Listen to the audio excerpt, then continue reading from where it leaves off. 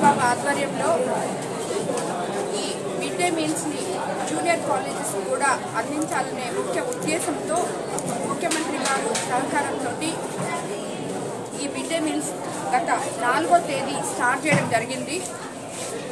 నేను వేరే మీటింగ్ వల్ల ఆ రోజు అటెండ్ కాలేకపోయాను కాబట్టి ఈరోజు ఈ కోవూరు జూనియర్ కాలేజ్లో ఈరోజు ఈ mid day meals junior college పిల్లలతోటి కలిసి భోంచేయడం జరిగింది.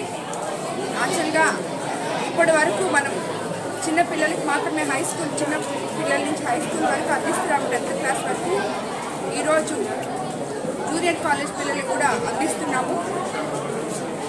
ఆల్మోస్ట్ రాష్ట్ర వ్యాప్తంగా అదనంగా 1,40,000 మందికి మనం విద్యార్థులకి మధ్యాహ్నం జూనియర్ కాలేజ్ పిల్లలకి మధ్యాహ్నం భోజన పథకాన్ని అందజేశాము. అదేవిధంగా మన కోవూరు కాన్స్టిట్యున్సీలో ముఖ్యంగా 5 ప్రభుత్వ కళాశాలలు ఉన్నాయి, జూనియర్ కాలేజెస్ ఉన్నాయి.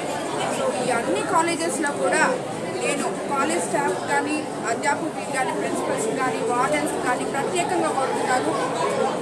గవర్నమెంట్ ప్రభుత్వం ఏ ముఖ్య ఉద్దేశంతో మన ముఖ్యమంత్రి గారు విద్యాశాఖ మంత్రి గారు ఈ ప్రణాళికని మీ ముందుకు తీసుకొచ్చారో దాన్ని మీరందరూ కూడా శ్రద్ధ తీసుకొని అధికారులు ప్లస్ ఇక్కడ వర్క్ చేస్తున్న టీచర్స్ ప్రిన్సిపల్స్ వార్డెన్స్ అందరూ ప్రత్యేక శ్రద్ధ తీసుకొని ఆ ముఖ్య ఉద్దేశాన్ని ఆ పిల్లల వద్దకు మీరు తీసుకెళ్లాలని చెప్పి నేను కోరుకుంటున్నాను. ఎక్కడ కూడా క్వాలిటీకి కాంప్రమైజ్ కాకుండా వాళ్ళకి మీరు మధ్యాహ్న భోజనం కానీ అందియాలని చెప్పి నేను మిమ్మల్ని అందరినీ ఈ సభాముఖంగా పత్రికా విలేకరులుగా మిమ్మల్ని అందరినీ కోరుకుంటాను. ఈ అన్ని స్కూల్స్ కూడా వర్తిస్తుంది. కోవిడ్ కాన్స్టిట్యున్సీలో ప్రతి ఒక్క కాలేజ్ కానీ స్కూల్ కానీ చాలా ఇంపార్టెన్స్ తీసుకోండి పిల్లలకి అందించే ఈ భోజన కార్యక్రమం గురించి. ఎందుకంటే వాళ్ళు ఇంటి నుంచి వాళ్ళ తల్లిదండ్రులు మీ మీద ఎంతో నమ్మకంతో ఇక్కడికి పంపిస్తున్నారు కాబట్టి వాళ్ళకి మంచి భోజనము ప్రభుత్వం ద్వారా మనం అందజేస్తున్నప్పుడు